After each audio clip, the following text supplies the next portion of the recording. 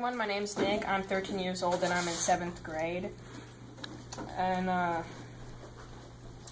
so like when you enter Mathobotics, they have a word called STEAMS, which is an acronym for science, technology, engineering, art, mathematics, and soft skills. Like science is basically just the study of everything. Engineering is like, it could be just building things, or it could also be programming things.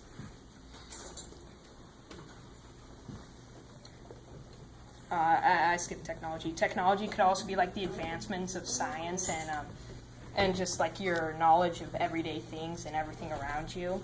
It's really similar to science, or probably the exact same thing. And then after engineering is arts, which can be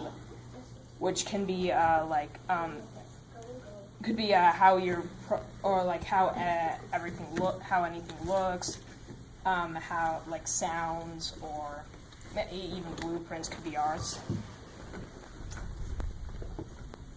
And then M is for mathematics, which can go into your programming, because a common thing in the programming of NXT is the move block, which controls the motors, and normally you would have rotations, which would be how many times the motors will move, which could move your wheels and make it go forward. And you needed to do a certain number of times. That would be mathematics. And then your soft skills is how you present yourself in in presentations of your robot, like what I'm doing right now. And and I'm going to explain how my robot fits into STEAMS. For science and technology, I would have the motors, which move when I start the program, an ultrasonic sensor, which sends out sound waves, and when they come back to the ultrasonic sensor, it determines how far away it is. And then the NXT brick, which is like the computer of the robot, and it controls everything. And so that's probably everything there. And then engineering is can also be all the motors and sensors and NXT, and also the pieces I used to build my robot and how I built it. And then the art can also be how I built it, what I put on it, what colors I used, what sounds the robot can make. And after that, mathematics, again, would just be the programming and how you program it, because of numbers and so and so.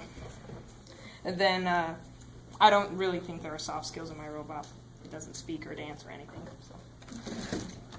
But you're able to explain all these in front of us, and that is an example of your soft skill. Yeah. Now I'm going to demonstrate my robot.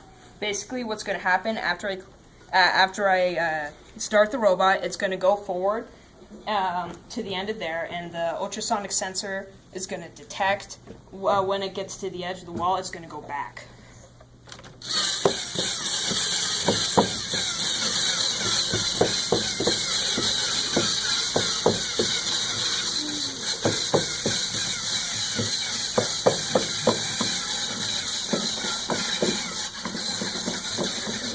Yay!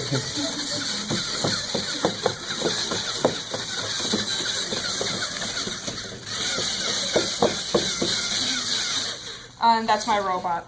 So basically, it's not very accurate in how it moves. It's not very stable either, but it can move forward. It moves forward 15 rotations, and at the end, it detects if there are any walls. And if it does, it goes backwards. But if there isn't, it keeps on going forwards. And then, like when it's finished going backwards, it would go forwards again. But it's the kind of interesting thing about my robot is that you would guess that the dogs move it because it's moving, but there's actually a secret motor that actually moves it. The dogs are just for show; they really don't do anything. And then, I think that concludes my presentation. Thank you for listening. Are there any questions? And just a heads up, there are not going to be any disaster questions. This is it. If, everything based around it is on this main beam. that's what connects these two dogs and keeps them somewhat kind of stable, so they can actually move in a vague direction of forwards or backwards. If this was in somehow broken, these would split off, move in different directions, and just be a whole entire mess. So I'm not going to answer any destruction problems, because if this breaks, it's destroyed. If this breaks, it would be destroyed. If anything breaks, it wouldn't work. Okay. How knows it goes any direction? In the programming, I have it set for in the programming, I have it for the. I've programmed it to go in a forward direction of 15 rotations, and then at the end it would switch to go backwards. So it's just in the programming.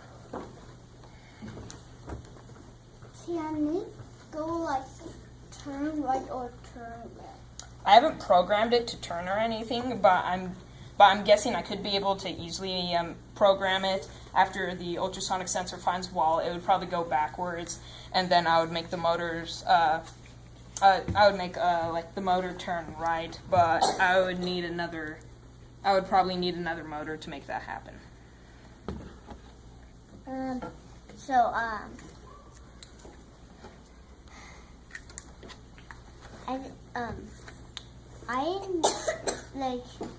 When is it harder or easier?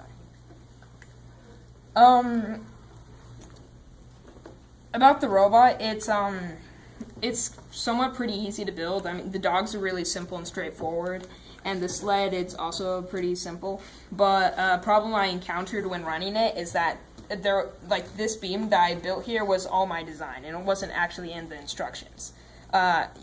Eventually, if you would run it and there wouldn't be a beam or anything to support them going forward, they would just split in two different directions, and then eventually the NXT would be dragging along the dogs, which really makes no sense. And then,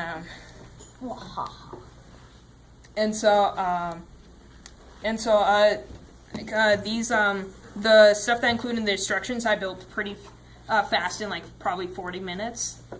40 or 30 minutes, but the beam, the beam and how to put the ultrasonic sensor took around the same time, just because I didn't have any instructions or anything, and I was more improvising.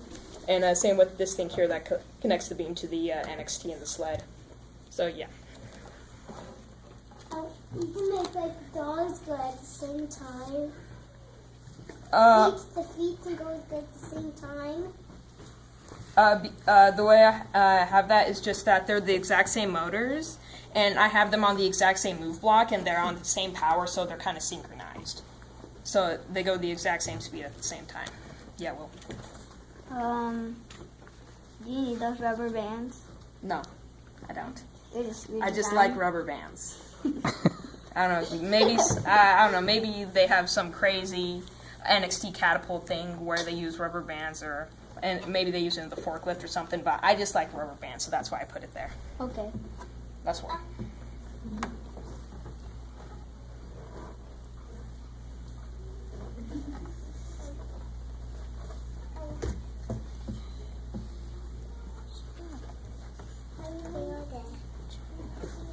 I went online, found the instructions, got the pieces, and built it. Okay. Thank you. All right. Thank you. Thank you, Nicole.